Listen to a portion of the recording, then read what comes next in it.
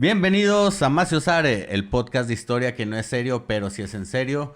Mi nombre es Jorge Juárez y mi compañero Luis Mario González. Un gusto estar con ustedes como siempre. Estamos en este nuevo episodio, el cual vamos a hablar de lo que se hace llamar, bueno, lo que algunas personas llaman una dictadura perfecta. Sí, así es, la mismísima dictadura perfecta mexicana que pues se vuelve bien famosa, güey. Todos conocemos el término la dictadura perfecta. Ya ahorita ya todos, a cualquier persona le dices, la dictadura perfecta y todos, el PRI, la dictadura Sí, pues perfecta. la película, ¿no? O sea, también, ándale, tuvimos la es... película y todo ese rollo.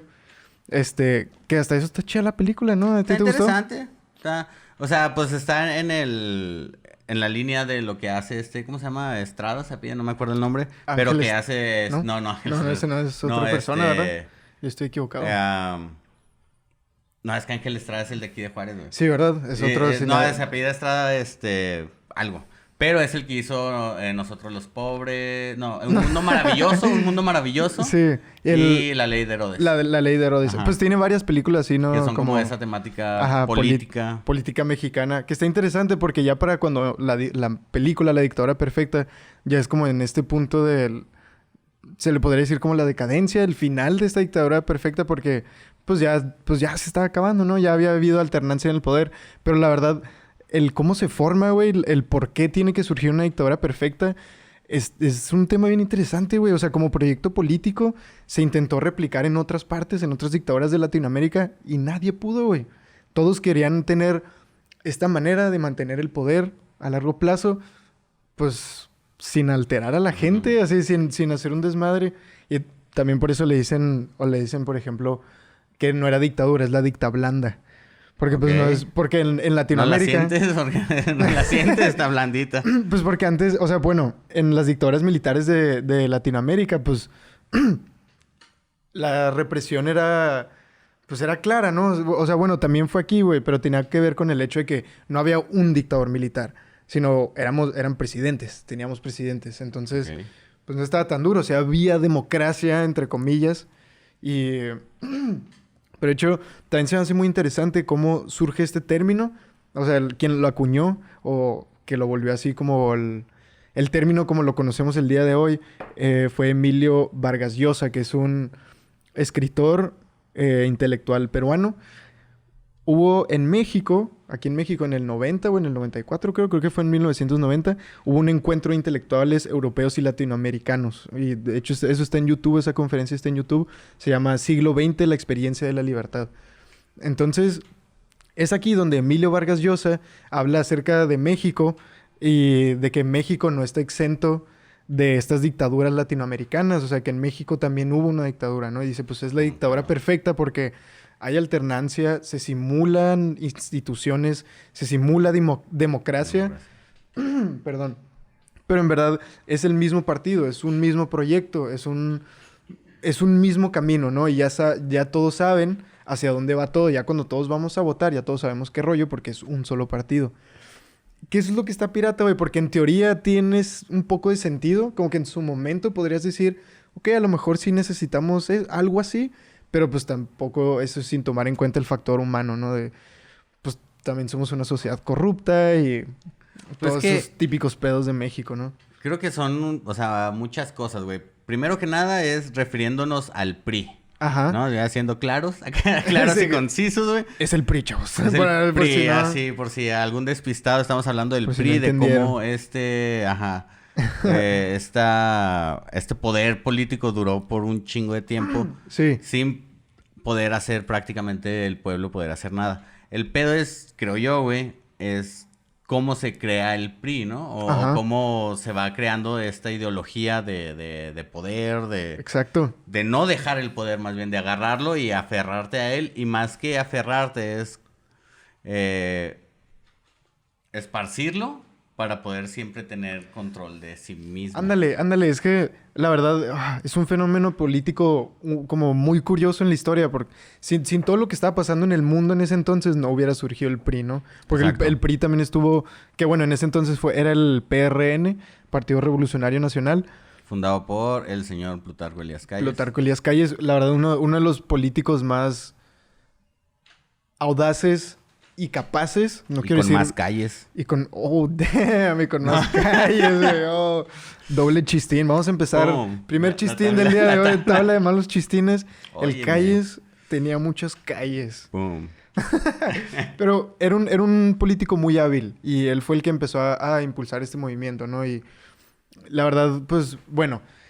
Vámonos al contexto mundial, porque para poder entender qué chingado estaba pasando en México, tenemos que entender qué estaba pasando en el mundo. Siempre. Y yo creo que eso es algo que se tiene que recalcar, porque en México existe mucho ese pensamiento, por lo mismo que somos muy nacionalistas, a creer que México es como el centro del universo y todo lo que pasa alrededor no repercute, ¿no? Es como, a mí qué me importa quién gane la presidencia en Estados Unidos. A mí qué me importa la guerra que está pasando allá en Medio Oriente, o sea... Muchas cosas, o si no es que la mayoría, no, yo creo todo. Sí, todo lo que pasa en México es porque en alguna parte del mundo sucedió algo y lo que estamos viviendo es la repercusión de eso. Entonces, para entender a México hay que entender primero el mundo en el que estamos, ¿no? Exacto, y también porque no podemos ignorar el hecho de que México es un país importante en el mundo, güey. Tenemos un chingo de recursos, tenemos un territorio grande. Desde que se descubrió este lado del mundo, o sea, bueno, entre comillas se redescubrió, si así lo quieres ver. Lo encontró el hombre blanco. Ajá, cuando lo encontró el europeo blanco. Pues desde entonces México ha sido esencial en el escenario mundial. Entonces, vámonos directo al contexto mundial. Entonces, ¿qué estaba pasando en el planeta Tierra? Pues bueno, creo que todos sabemos que el siglo XX la humanidad ve las peores guerras por diferencias ideológicas, ¿no? Por eso se dio la Segunda Guerra Mundial, por eso se dio la Guerra Fría. Tenemos un episodio donde hablamos un poco más de esto en el del 68. El 2 de octubre. El 2 de octubre se llama el episodio. Ahí hablamos un poco más acerca del todo el tema de la Guerra Fría, ¿no? Pero esto, así de diferencia de comunismo contra capitalismo, venía haciendo tensión desde este entonces, güey. Porque en la década de los 30 se vio acentuarse la tensión a causa de la crisis del 29, que en verdad todos conocemos como la Gran Depresión. Yep. No, entonces en el 29 el mercado cae y vale madre. Pero, ¿por qué, no? O sea, vámonos por pasos. Lo que sucedió es de que en la Primera Guerra Mundial hubo un desarrollo tecnológico y desde esta época es donde empieza a usarse la propaganda para venderle productos al consumidor. Eso no existía antes, o sea, antes sí había de que... Como los principios del marketing. El marketing. Ándale, exacto, güey. O sea, porque antes claro que tenías de que, el mejor pan en la panadería González, ¿no? Pero no había estrategias para que el consumidor escogiera comprarte a ti, para venderle, pues, al consumidor, ¿no? ¿En qué año es, dices? Perdón. Esto empezó desde la Primera Guerra Mundial, güey. O sea, hubieron varios inventos tecnológicos, como datos curiosos, hubieron varios inventos tecnológicos que salieron a partir de la Primera Guerra Mundial, ¿no? Claro que las guerras avanzan la tecnología de diferentes maneras, pero por ejemplo... Pues, bueno... O sea, por ejemplo, el reloj de mano se inventó gracias a la Primera Guerra Mundial porque, pues, en la trinchera el sargento que estaba con una pistola en la mano y el silbato en el otro no podía sacar estos famosos relojes de bolsillo, ¿no? Entonces lo tenían que tener aquí. También, por ejemplo, los abrigos, las gabardinas, pues eran más resistentes a todo el ambiente de las trincheras, ¿no?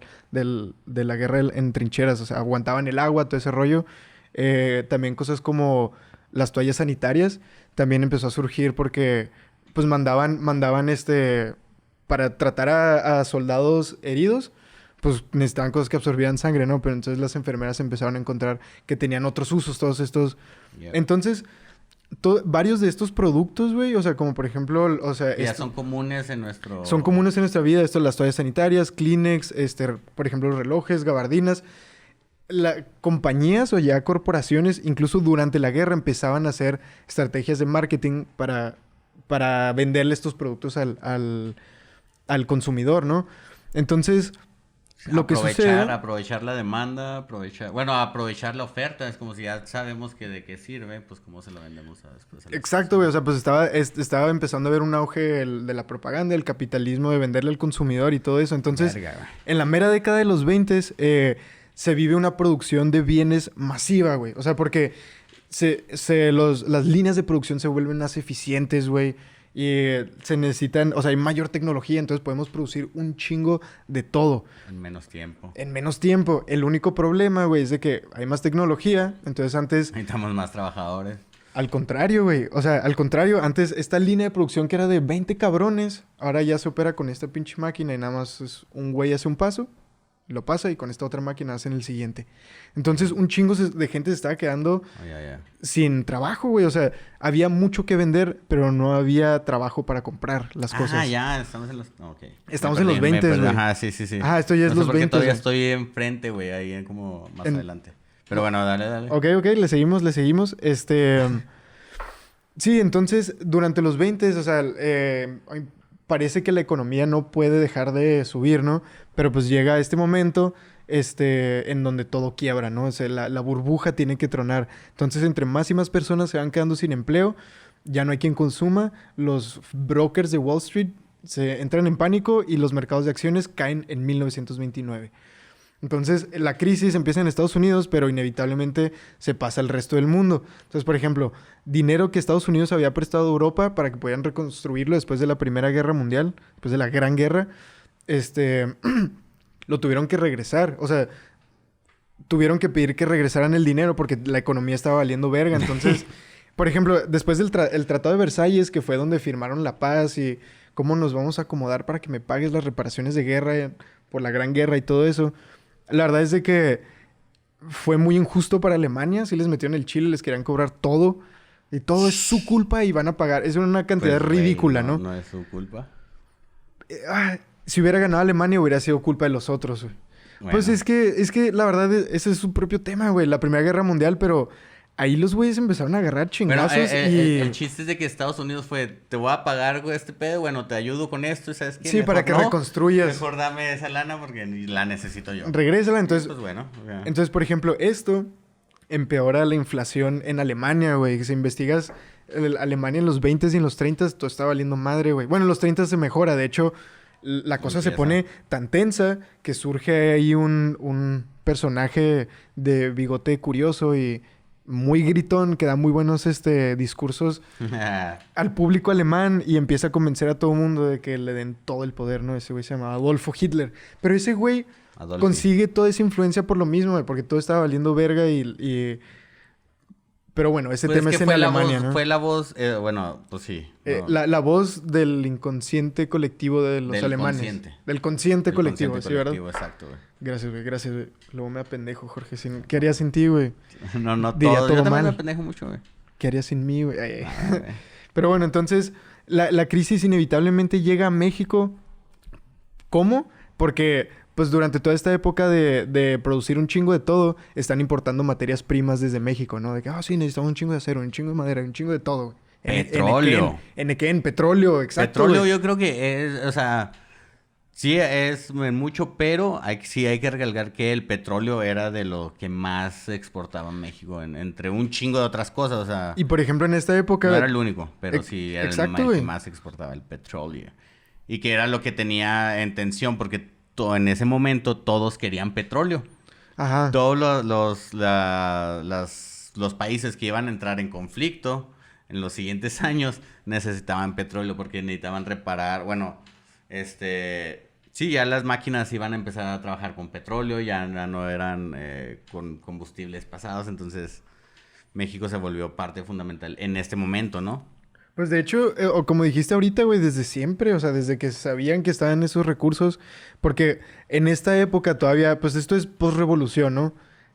Esto es todavía, y post-revolución es post-porfiriato, y todavía está bien, pues bien porfiriato está todo el rollo está todavía, ¿no? Fresco. Entonces, todas estas empresas extranjeras todavía tienen sus pinches empresas sacando los recursos de México. Entonces, por ejemplo, había empresas italianas, las inglesas son las que tenían un chingo de control en el petróleo, las americanas tenían sobre oro, plata, las minas, todo ese rollo. Y de hecho vamos a ver un poco de esto más adelante, güey, pero en esta época que está Porfirio Díaz en exilio, allá en Europa, pues en París, está bien curioso, güey, pasa este fenómeno. Sí, güey, bien a gusto, porque... todas las haciendas que tienen aquí trabajando, toda la élite mexicana que se va junto con Porfirio Díaz, siguen trabajando en esta época, después del exilio, güey. Entonces, claro, después de la revolución, están ellos en Europa, les siguen mandando las rentas, güey, las ganancias, y viven vidas lujosas, güey, bien vergas, así, pues todos los lujos de Europa que tú quieras, ¿no? Y sucede O de un expresidente. Expresidente por no decirle dictador, ¿verdad? No, es por no dañar la imagen de don Porfirio. De don Porfi. Don Porfi, sí. Para no hacerlo quedar mal usted. Con respeto a los señores de la tercera edad, claro, don Porfi. Entonces, por ejemplo, pasaba este fenómeno donde toda la burguesía y la élite de Rusia, que también habían tenido una revolución y también los expulsaron, y los que llegaron a Francia y se encontraron con los mexicanos, les decían, no mames, pues ustedes la tienen a toda madre. O sea, sí, hubo una revolución y los exiliaron, entre comillas, de su país, pero siguen cobrando, güey. A nosotros nos quitaron todo, nosotros ya no tenemos nada, no, o sea, todo lo que eran nuestros ingresos ya valió verga. Y la burguesía mexicana así que, sí, a huevo, todavía las plantíos de Nequén, todo el algodón, todo el... Pues bueno, ¿no? Seguía esa porquería, güey. Seguía todo ese rollo así. No había cambiado, en verdad. O sea, la revolución no había resuelto muchas cosas. Pues no, güey. De hecho, es uno de los grandes mitos que hay en la historia de México, güey. Que en la revolución hubo un cambio, güey. Que realmente nunca hubo, güey. Nada más se acomodó el poder. Se acomodó el poder de cierta manera en que unos poderosos se quedaron con todo el poder. Pero los jodidos, nosotros, la bandita, el pueblo, güey. La gran mayoría, las masas. O sea, que quedamos, o sea, el pueblo trabajador, el que sí se estaba jodiendo, güey, el que sí iba al campo, toda la clase obrera, güey, siguió igual. No hubo un cambio, nada más, como te decía, se reacomodó el poder y se empiezan a crear estas nuevas ideologías para mantener el poder aún. O sea, porque sí, se fue Porfirio Díaz, pero llegó toda esta gente sedienta de poder en la cual no estaba dispuesta a perder el poder. Entonces, necesitaban crear un plan. Entonces, ese plan no se aclara más hasta, pues, ¿qué dirán? Bueno, ahorita llegamos a eso, pero... Sí, ahorita llegamos al mero PRI. Por ahí, al mero PRI, exacto. Que bueno, no era PRI en ese entonces, ¿verdad? No empieza como PRI. No empieza como PRI, exacto. Ajá, pero de hecho está bien fregón que menciones todo esto de la revolución, güey. Que en verdad no cambió nada. El Diego Rusarín, no sé si lo ubicas, como un filósofo en... El destrozador de coaches. Ándale, el destrozador de coaches. Un saludo. Güey, biche apodo así del destroza coaches. El destroza coaches. La autoayuda no ayuda. Como dice la autoayuda no ayuda. Sí, pero, sí lo he escuchado. Tiene una frase que él menciona algo una y otra vez que aplica para esta situación de la revolución, ¿no? De que las revoluciones en verdad son los esclavos buscando nuevos maestros. Y los consiguen, pero los esclavos se quedan esclavos. Exacto. Entonces, en verdad, la cosa no había cambiado tanto, güey. Y entonces, ya para los 20s, por ejemplo, después de que Obregón y Calles mataron a Carranza, mataron a Zapata, o sea, empezaron a apaciguar a través de matar, ¿no? O sea, entonces... Eliminar al enemigo. Eliminar al enemigo. O sea, entonces, ya como que parecía todo estar tranquilo. Álvaro Obregón había cumplido un sexenio. Y luego, después fue Calles. Y lo que se suponía que iba a ser el plan para mantener el poder y darle continuidad y todo este rollo era de que Obregón se iba a volver a postular. Y ganó las elecciones. Ganó esas elecciones. Y entonces él esperaba a que Calles le regresara el poder que, pues bueno, no. En vista de Obregón, pues, oye, yo te lo di a ti. O sea, te lo presté, por así decirlo. Sí, me lo regresas. Ya, regrésame en la silla que te presté, ¿no? Ajá. Pero cuando gana la elección, este güey empieza a tener miedo de que, a mí se me hace que igual y Calles no me va a querer regresar el poder. Y empiezan a haber tensiones y matan al presidente electo. Matan a Álvaro Obregón, pues como todo este pedo cristero, ese también es su propio tema, la rebelión cristera y todo ese rollo estaba sucediendo en los 20s. Ok, pero por ejemplo, en este punto también estaría chido dejar en claro, güey, o creo yo, güey, o sea, que en ese momento ya ya empezaba a haber esta división de poderes, güey. Es decir, o sea, ya el Estado ya no podía tener contrincantes, por así decirlo. Como decía, se iba eliminando a sus enemigos. Entonces, era eliminar tanto a la oposición tanto a cualquier persona que pudiera rebelarse, como es quitarle poder al burgués, a la burguesía, sí. Y luego quitarle poder a la iglesia. O sea, cualquier institución o cualquier cosa que pudiera atentar en contra del poder del Estado, güey, tenía que ser eliminado. Desde ahí empezó esta cuestión de posicionamiento en social, por así decirlo. ¿Sí? El Estado es el más grande, o sea, ni la iglesia. Ándale. Y los únicos que pueden darnos algo es el militar, güey. Entonces empieza también este pedo de no podemos dejar a la milicia a un lado, porque esos güeyes nos pueden crear otra revolución. Exacto, esos güeyes siempre se te pueden voltear. Entonces, siempre estuvieron aliados el Estado y la milicia, y tal vez porque ahorita tenemos una Guardia Nacional. Bueno. Oye, güey, está peligroso ese rollo. Está peligroso. Yo no digo nada. Mejor este tema lo dejamos para el siguiente episodio de los mierderos de AMLO, si lo quieren que... digo, ¿qué? No se crean. No se crean. Ese es nada más un chistín. Patrocínanos. No, patrocínanos. Pero bueno, como dices, güey, o sea, y siempre cuando hay cambios de poder en México, en toda la historia de México, por lo general siempre se van detrás de la iglesia, ¿no? Porque la iglesia tiene un chingo de propiedades, un chingo de poder, un chingo de influencia, un chingo de dinero. O sea, en su momento la iglesia era dueña de el 50% de todos los bienes inmuebles en el país. Pues por eso inició la independencia también, güey. Porque también desde la independencia ya le querían quitar poder. Imagínense, se aferraron 100 años más. Por eso sucedió toda la guerra de Benito Juárez contra... ¿cómo se llama esa guerra, güey? Se me fue la... No, claro. Aquí en la punta de la lengua lo tengo, era...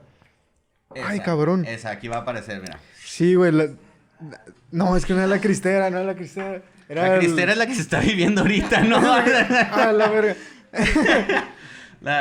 Reforma del... La guerra de los pasteles, La guerra de la reforma, algo así. Tírale la guerra... ¿Qué más? ¿Qué otros chistes tiene? Contra los La guerra Sith. de los chistines, ¿no? La guerra contra los Sith mexicanos. Ok, Pero bueno, sí. El punto es de que... Claro, también después de toda esta revolución, a pesar de que también fueran porfiristas, sí le estaban quitando mucho poder, mucha influencia a la iglesia. Entonces, todo el conflicto cristero se da por lo mismo. Entonces, hay un pintor, convencido por una madre, una religiosa que... ¿cómo se llamaba? Conchita. Madre Conchita, se le conoce en la historia. Ella y otras figuras importantes de la iglesia y el clero fomentaron y hicieron lo posible para que este pintor le diera en su madre en un restaurante a Álvaro Obregón.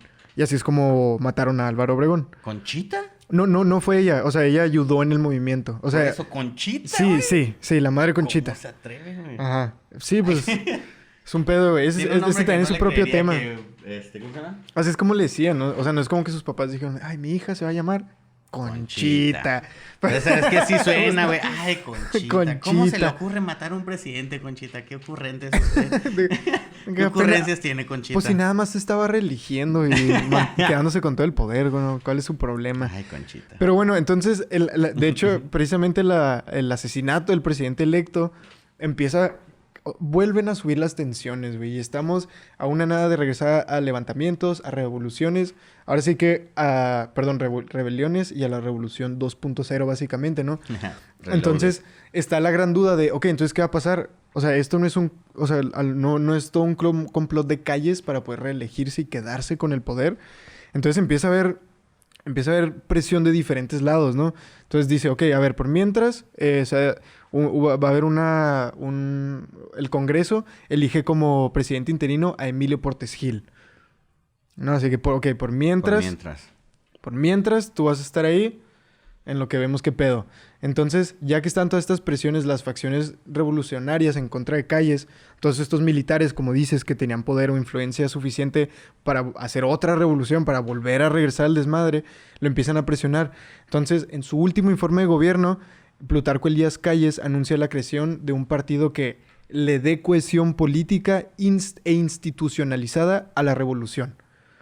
Entonces, pues estaba planeando el inicio del PRN, que se iba a convertir en el PRI eventualmente. Entonces, lo que Plutarco Elías Calles estaba haciendo era tomar nota de los sistemas de partido único, como por ejemplo el Partido Comunista en la Unión Soviética. o el Partito Nazionale Fascista de los italianos, de Mussolini, ¿no? Estos eran partidos de... O sea, existe un gobierno, solo hay un partido político. Simón. No más.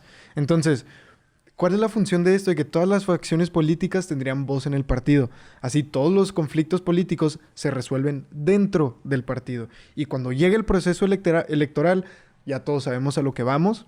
Uh-huh. Ya todos vamos a ir a votar porque ya sabemos que va a ganar ese güey porque es el que el partido eligió. Todos lo elegimos para que desde antes va a ganar ese güey. Entonces eliminas el riesgo de que hay un levantamiento postelectoral. Entonces, pues dices tú, ok, a lo mejor y tiene algo de sentido, ¿no? Empezar a meterle orden a través de un movimiento político. Okay. Pero pues otra vez no estamos tomando en cuenta el factor humano y la corrupción y todo ese pinche pedo, güey. Entonces, se funda el Partido Nacional Revolucionario. Se declaró formalmente y legítimamente constituido el 4 de marzo de 1929. Poquillo antes de que sucediera todo el pedo de la Gran Depresión, de que empezara todo ese rollo. Uh-huh. Entonces el PNR adoptando el lema de instituciones y reforma social. Entonces igual es, o sea, la revolución institucionalizada, eso es lo que quieren hacer, ¿no? Es lo que está bien, no recuerdo quién hablaba de eso, güey. No sé si Zunzunegui, güey. Habla de este pedo de que institucionalizar la revolución es totalmente incoherente, güey. Sí, no tiene sentido. La revolución es avance, es darle la vuelta a las cosas, güey. Exacto. Y la institución es inmovilizar y... Que tenga su proceso, su sistema para... Ajá, exacto. Entonces... Exacto, güey. Está bien... Está extraño, güey. Exacto, güey. Por ejemplo, incluso Napoleón, todo su... Muy contradictorio. Antes de ser emperador, Napoleón Bonaparte hizo su pues, consulado, ¿no? Su consulate. Y lo que dijo ese güey cuando empezó es de que, ok, ya se acabó la revolución. Porque ese güey, pues, consiguió todo su poder por la Revolución Francesa, ¿no? Pero es lo que ese güey dejaba en claro, de que la revolución ya se acabó. Ahora tenemos que empezar su historia. Ahora tenemos que seguir adelante. Entonces, la revolución es algo que se tiene que dejar atrás en un punto. No puedes seguir con la revolución y, ay, vamos a institucionalizar. Pues no tiene tanto sentido, güey. Ya en cuestión de palabras no tiene nada de sentido, güey. Y a la vez, a la coherencia, puede que no, pero para mantener un sistema político, sí, güey. Uh-huh. Porque es arraigar al pueblo a una lucha que está ganada por la institución, güey.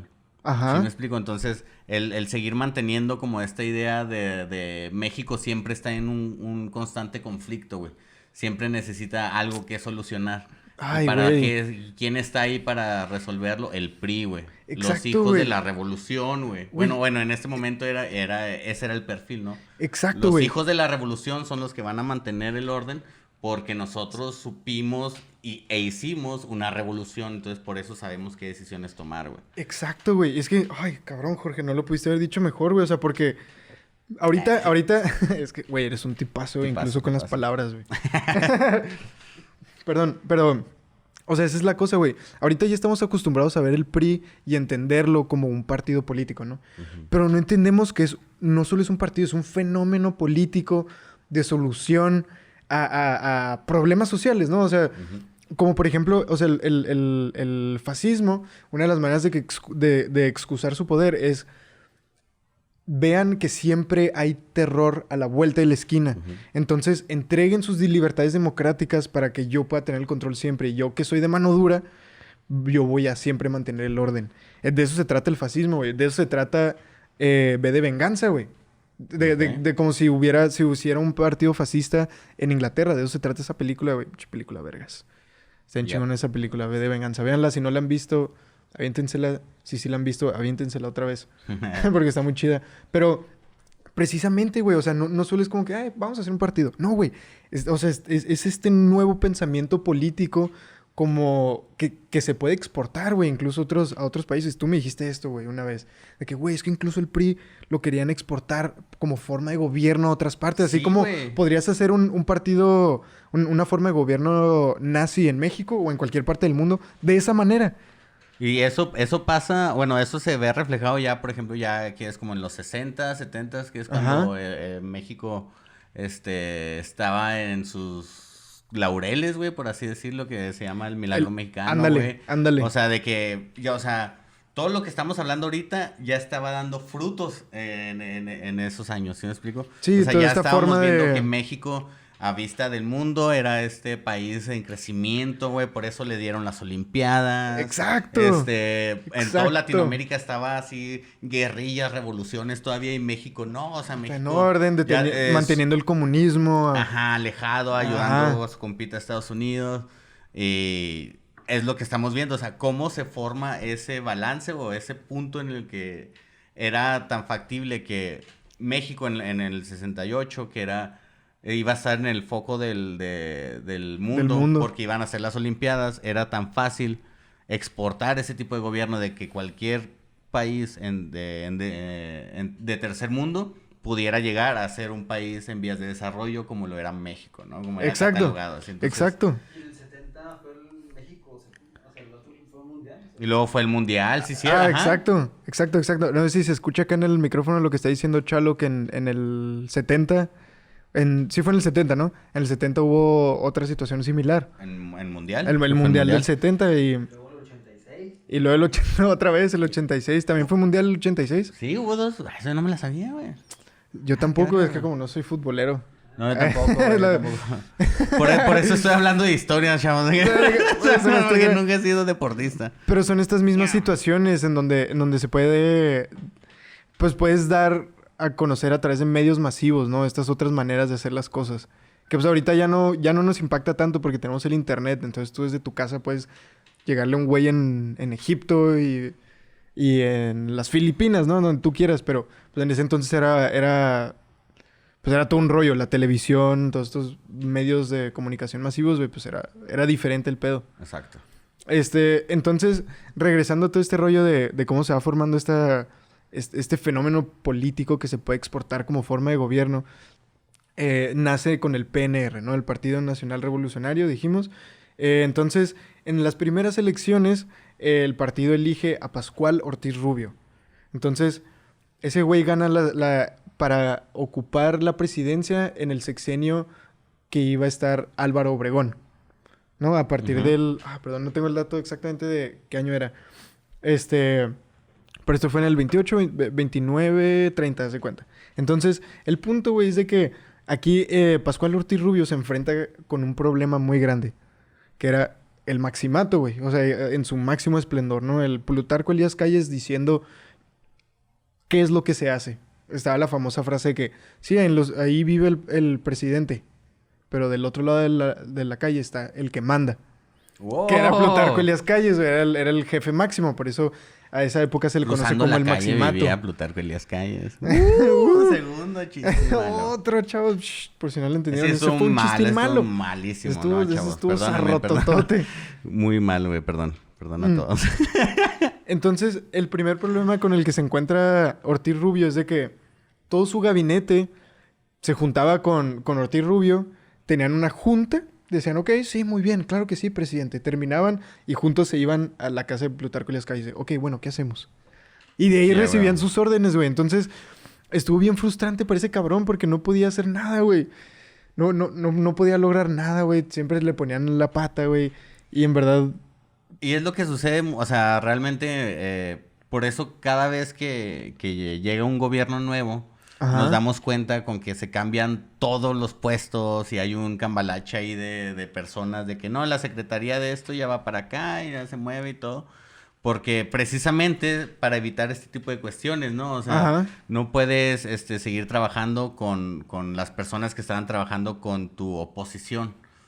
Entonces, ¿qué es lo que raramente están haciendo ahorita en el... Bueno, ya no politizar aquí, ahorita, actual. Dilo, güey, porque sí tiene que ver, dejemos esto en claro. La historia no es nada más porque, ay, qué padre saber lo que pasó antes. Es porque lo que sucedió en ese entonces tiene que ver con lo que estamos viviendo el día de hoy, güey. Sí, aparte no somos repercute, güey, no nos vamos a autocensurar, o sea... No, güey, échale, güey. ¿Qué hicieron los hijos de su pinche madre, Jorge? ¿Qué hicieron, güey?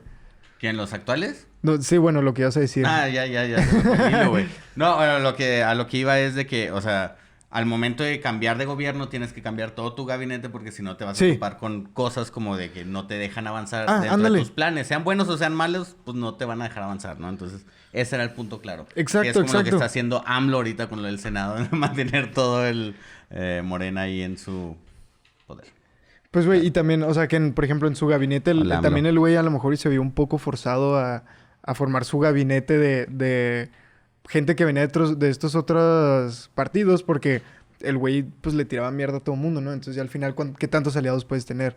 Ya ¿Qué- sé, qué- güey. o sea, que 18 años tirándole mierda a todos y luego llega el poder y lo... Pues ay. tienes que juntar a alguien, güey. Que también es una estrategia del poder, como que, ok, nuevo gabinete, voy a incluir a poquitas personas del otro lado para que estén un poco tranquilos, ¿no? Que, por ejemplo, Madero hizo esto, pero de una muy mala Madero, manera. O sea, Maderito. ese güey lo puso demasiados y no hacía caso a todas las señales de que se le estaba volteando todo el, Ajá, pero... todo el pastel, güey. Pero qué caso le hacían los fantasmas, güey. Sí, no mames, el pinche vato espiritista consultando con... Pues con espíritus de qué debería ¿Qué- hacer con cómo- la revolución. ¿Qué debería hacer en un país? No, Bueno, no mames, güey. eso sí. Pero, por ejemplo, algunos logros de Ortiz Rubio. Ese güey logró acabar con el conflicto cristero. Otorga la autonomía a la Universidad de México. Y también avanzó la iniciativa para una ley de trabajo, güey. O sea, el artículo Ok. 123. O sea, batalló, pero Pero lo tampoco... hizo. Pero logró algunas cosas, güey. Logró algunas cosas. Puso su granito de arena. Puso su granito de arena, que en bonito. verdad, pues tiene sentido, güey. También no puedes esperar que un presidente arregle todo el pedo, güey. O sea, Obviamente. va acomodando ciertas cosas para que en el futuro eso empiece a rendir frutos, ¿no? Que fíjate que eso es mucho de la ideología que nos implantó el PRI, güey. Ajá. El siempre tener la necesidad de un mesías, güey. De alguien... Ándale. de alguien que va a vaya llegar a salvar. cambiar todo. Ajá, exacto. Y eso pues, lo vemos hasta ahorita, güey. O sea, siempre estamos a las vísperas de que el nuevo presidente que va a ganar va a cambiar todo. Y Todo, eso es... así, todo. O sea, todo. que este güey sí, ahora sí nos va a salvar. Y Ahora pues sí eso hay México que va a ser estar chido. conscientes de que no. O sea, eso nunca va a pasar. O sea, nunca va a pasar. Eso tiene trasfondo más religioso. O sea, lo de que Ajá. una persona va a llegar a salvarnos. ¿Quién es? Pues Jesús. O sea, Ah, Ándale, exacto, exacto. exacto. Güey, lo que dice Chalo no se escucha, ¿verdad? En el micrófono para explicar. Lo que dice es de que tiene un trasfondo también religioso. O sea, que estamos también, México, siendo una cultura muy religiosa, estamos enamorados de la idea del, el Mesías. Ajá. El Mesías va a venir a salvarnos y a poner orden y es un güey que va a venir a poner una solución y... Pero no, o sea, no se trata de eso. Requiere toda una A generación muchos de ya les mexicanos, llegó, güey. Que su Abrazos salvación... no balas, sí, güey. Ese no, uno- no me revientes tampoco. No tanto, Jorge, no tanto. Pero bueno, regresamos a todo este tema del PRI, cómo se fue formando el PRI, la dictadura perfecta. ¿Qué es lo que pasa con el presidente Ortiz Rubio que a los 2 años deja la presidencia porque no se pasen de verga, no puede hacer nada? O sea, el callismo estaba demasiado fuerte como para poder él trabajar a gusto. Entonces, ¿qué es lo que sucede? Que Plutarco Elías Calles lo reemplaza con un señor que se llama Abelardo Rodríguez. Ahora, este güey era más que ¿No nada... es el de Plaza Sésamo, chavos? No, no es ese No Abelardo. hagan esa broma que yo iba a hacer. No, 3. Abelardo Rodríguez, uno de nuestros presidentes, estuvo Ahí. en Plaza Sésamo. Pero, bueno, este señor era más que nada un empresario. Este señor era dueño de un chingo de casinos justo aquí en esta área de la frontera. Entonces, en épocas de prohibición del alcohol en Estados Unidos, pues este señor se estaba haciendo estúpidamente rico con casinos porque... Claro. Incluso esto sigue sucediendo ahorita. Los gringos nada más se cruzan y pistean bien a gusto y vienen a hacer su desmadre aquí y luego ya se regresan. Sí. Y hasta más barato les sale, ¿no? Entonces este señor más que nada no estaba siendo un presidente y un líder de la nación. Ese güey nomás estaba Sacando administrando la presidencia mientras se terminaba de resolver todo este pedo del PNR y el callismo y el maximato, ¿no? Entonces, durante todo este tiempo el Partido Nacional Revolucionario había estado haciendo un plan de gobierno sexenal para poder planificar el rumbo del país a largo plazo. Que esto estaba inspirado en los planes quinquenales de los soviéticos.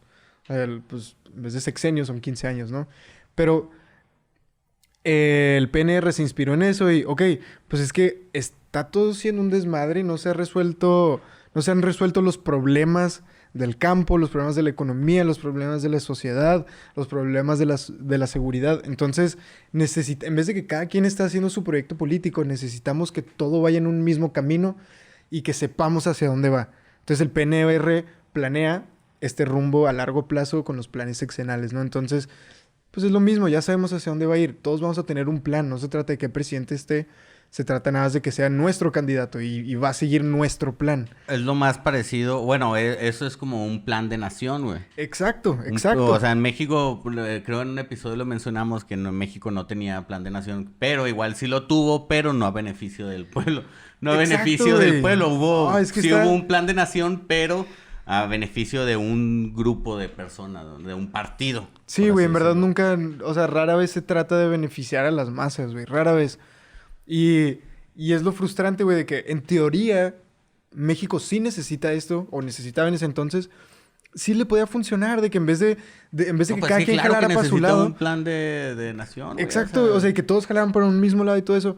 Pero, otra vez, no se toma en cuenta el factor de la corrupción humana y todo ese pedo, o sea, no, pues no podemos tener nada bonito. No se puede tener nada bonito, al final de cuentas. El nacionalismo también, que influye un chingo ese pedo, ¿Por qué, güey? ¿Por qué crees que el nacionalismo influye en este rollo, güey?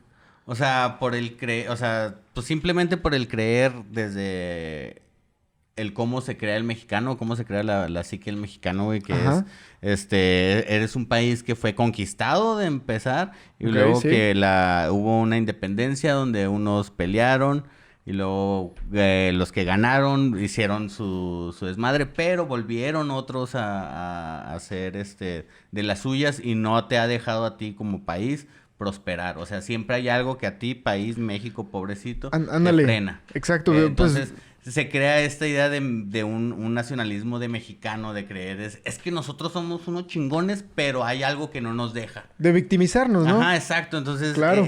ahí es donde digo, esa idea de nacionalismo, güey, le hace un chingo de daño al país, güey. O sea, porque es... El Chicharito, ¿qué tiene que ver el Chicharito? O sea, en el sentido de que... que dijo, hay que soñar, ¿cómo dijo? Que el Chicharito dijo que... Hay que soñar cosas chingonas. Que hay que soñar cosas chingonas. O sea, que podemos ser campeones del mundo. Pues, cabrón, no te pases. Ok, dice que el Chicharito dijo, hay que soñar cosas chingonas, que podemos soñar que somos campeones del mundo. Pues, qué chingón. Pues qué chingón, güey. Qué vergas, que ese es tu rollo. Pero pues no se puede quedar en soñar uno, güey, también. Exacto, güey. O sea, siento que esto se relaciona con eso de victimizarnos y de que, pues que nosotros soñamos y queremos y aspiramos, pero siempre hay algo que siempre hay un maciosare, güey. Exacto, güey, siempre hay un maciosare, ya sea Estados Unidos, ya sea el gobierno, ya sea la iglesia, ya sean los españoles, ya sea lo que se los te aliens, ocurre, ya sea lo que sea, los conservadores. No quieren a México, güey. O sea, y todos los mexicanos estamos impregnados de esa pinche ideología imbécil, güey, de creer que hay algo más que no nos deja sacar nuestro potencial. ¿Qué otra cosa, Chalo? Agrégale. O sea, también de lo religioso, que hay que sufrir para poder llegar al cielo. Okay, ¿qué dice? Chalo se está poniendo bien religioso, güey. Denle un micrófono a ese hombre. Sí, güey. El Chalo dice también que esto tiene que ver con lo de la religión, ¿no? De que se supone que tienes que sufrir para poder llegar al cielo. La Madre Teresa de Calcuta. Exacto, la Madre Teresa de Calcuta. Van a llegar al cielo. Ay, cabrón, los que sufren van a llegar al cielo. Y es que está pirata, güey, porque es una manera de controlar, güey. Es una manera de... Ándale, o sea... No aspiracionista y de que no hagas revuelta, güey. Que no busques hacer más y buscar algo mejor y hacerla de pedo por mejores condiciones. De que no, güey. Así tú, pobrecito, te vas a ir al cielo, o sea, porque como sufres tanto, vas a estar bien en la eternidad. Y, güey, está de la verga. O sea, la verdad, eso es un pensamiento tóxico, güey. La verdad, es un pensamiento tóxico. Güey. No nos ha hecho nada de bien. Exacto. De ahí nace el nacionalismo. Pues victimizarnos y que siempre hay un maciosare, güey. O sea, este podcast existe porque nosotros somos maciosare. Maciosare a lo mejor es esa mentalidad que podemos tener. O sea, nos convertimos en nuestros propios detractores, nuestros propios enemigos. Nos metemos en nuestra propia pata porque pensamos que no podemos cambiar las cosas. Y también por eso hicimos este podcast, porque vamos a reconciliarnos con nuestro pasado, vamos a entender nuestros traumas, hay que poder reírnos de lo malo que nos pasó y así poco a poco nos podemos seguir adelante, ¿no? Huevo, Holmes. También, pues, manifiesto de maciosare, chavos. Ahora sí que volviendo nos salimos por el... Regresando a todo este rollo. Qué bueno que nos acompañaron hasta este punto. Todavía no terminamos. ¿Cómo vamos de tiempo, producción? 44 minutos a la vez. Le vamos dando... Vamos a tomar una pequeña pausa. Vamos a hacer una pequeña pausa y ahorita regresamos para ver cómo procedemos en unos segundos. No se nos vayan. Continúa Macio Sare. El anuncio de nuestros patrocinadores. Anuncio de patrocinadores. Y regresamos de la pequeña pausa.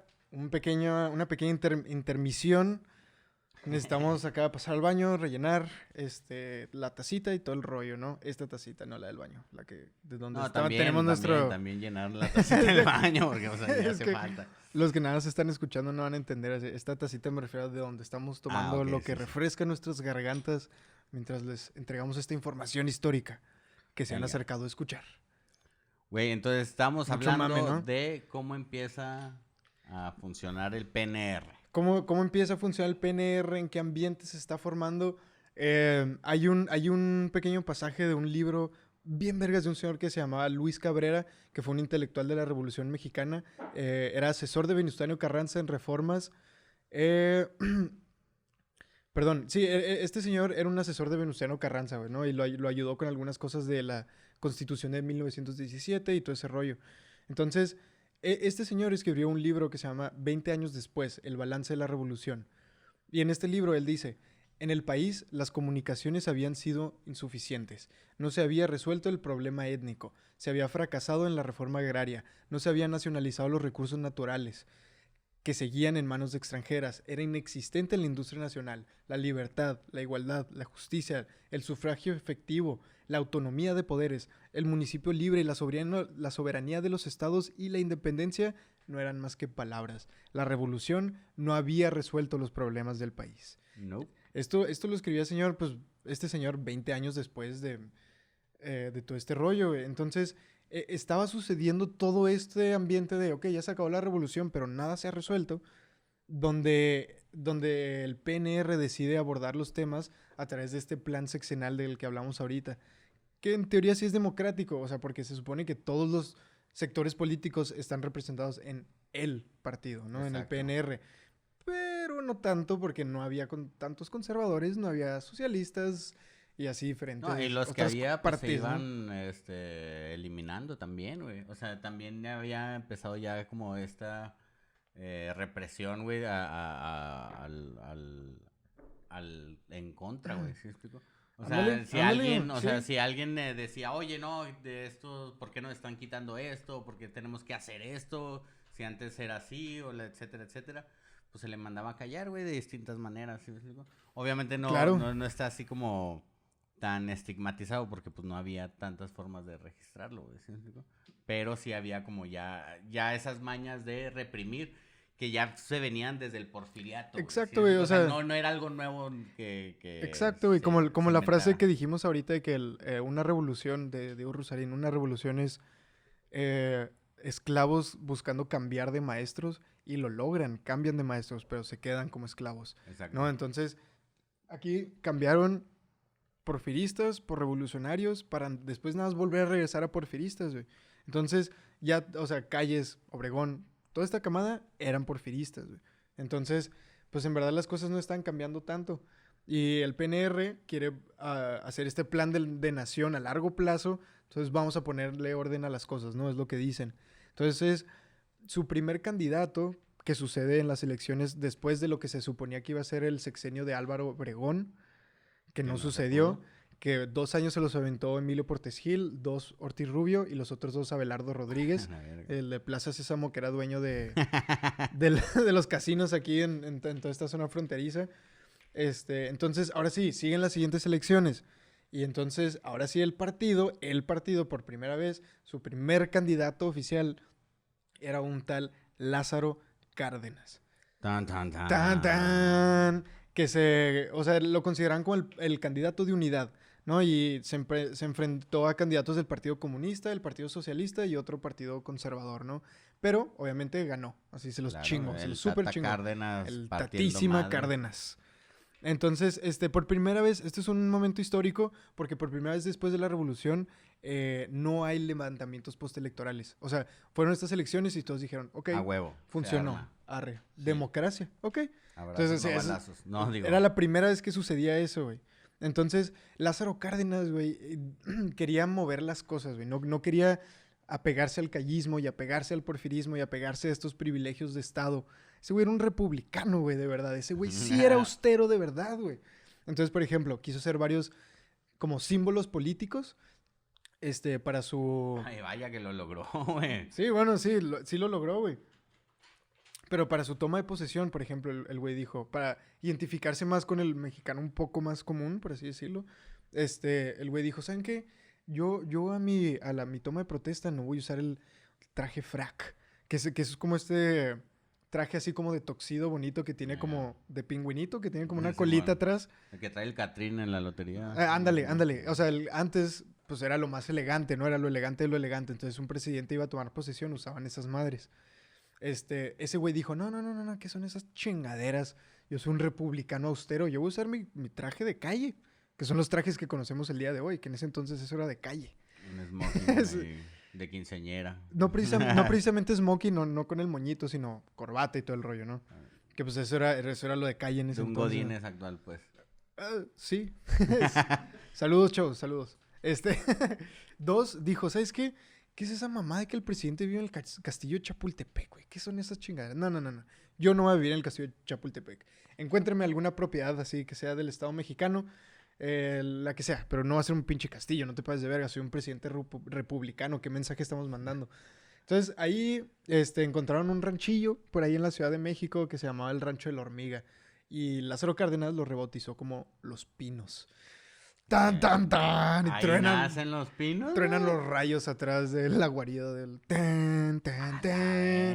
Así nacieron los pinos, güey. Okay. ¿Y por qué les puso así, güey? Porque fue un lugar en otra parte de México donde se enamoró de su esposa. Donde había pinos. Algo porque se había enamorado de su esposa en una hacienda que se llamaba algo de Los Pinos. Entonces dijo, se va a llamar Los Pinos. Ah, mira, qué creativo. Pues sí. Bueno, muy romántico, ¿no? Don Tata. Entonces, Cárdenas. Tata Cárdenas inmediatamente empieza a actuar conforme al plan sexenal y de vamos a resolver estos problemas, ¿no? De que la revolución no solucionó. Entonces, inmediatamente se enfrenta con huelgas de todas las industrias.